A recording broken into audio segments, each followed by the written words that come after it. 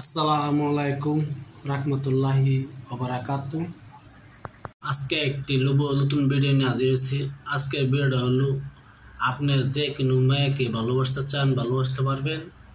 যে কোনো মেয়েকে আপনি মায়াকে ভালোবাসার কথা দিচ্ছেন, সেই মেয়ে তো কথা আপনি ভালো রাখে নাই, আপনাকে ভালোবাসবে না, আর উল্টাপাল্টা গালি মন্দ পারে।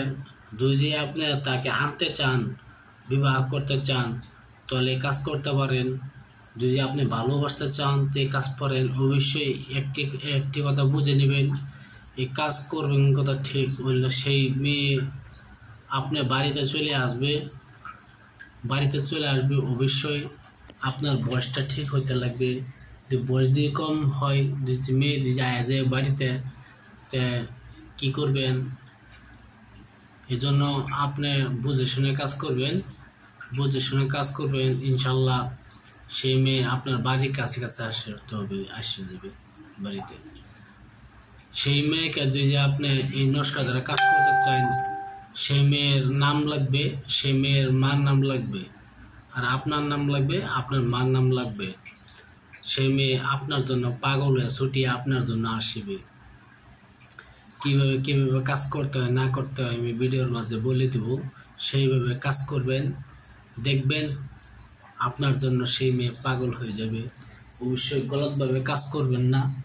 কোনো মেয়েকে জনকে আপনি ভালোবাসেন না, অন্য ধোঁকাবাজি করতে চান, ভালোবেসে ধোঁকাবাজি করতে চান, তাহলে কাজ করবেন না। এই জন্য তো বলে পাপের বোঝা আপনি টানবেন না, আমি টানবো না। আমি ভিডিও দেওয়ার উচিত দিচ্ছি, অবশ্যই ভুল কাজ করবেন না।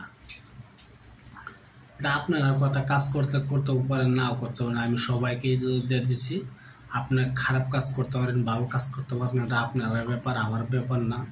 আমার দেওয়ার উচিত দিচ্ছি। আমি ভিডিওর মূল ধরনে চলে যাই, কেমনে কাজ করতে হয় না করতে হয়। এই দেখতেছেন যেটি নস্কাটি দেখতেছেন, পয়লা পত্র নামে ফার্স্ট নাম দিবেন আপনার নাম উপরে, তারপরে দিবেন মেয়ের নাম এই সাইডের ডাট। তার মানে 4টি কোণা আছে, 4টি কোণার মাঝে 4 জনের নাম বসাতে হবে। তারপরে দিবেন সেই মেয়ের নাম, তারপরে দিবেন আপনার মার নাম, তারপরে দিবেন তার মার নাম। দেওয়ার পরে এই তাবিজটি সুন্দরভাবে লিখলেন, বিশুদ্ধ দিন লিখবেন। হয় সবচাইতে মেঘচুজারপন কালি দ্বারা লিখলে ভালো হয়।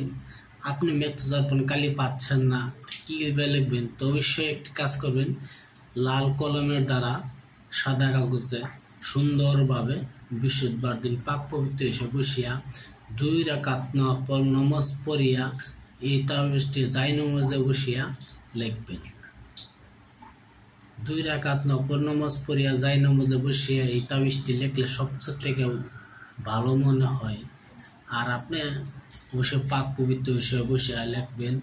আর আপনি হিন্দু হন, খ্রিস্টান, বৌদ্ধ, যে কোনো জাতীয় আপনার হিন্দু ধর্ম দিয়ে হতে তো অবশ্যই পাক পবিত্র হিসেবে বসিয়া এই তাবিজটি লিখবেন।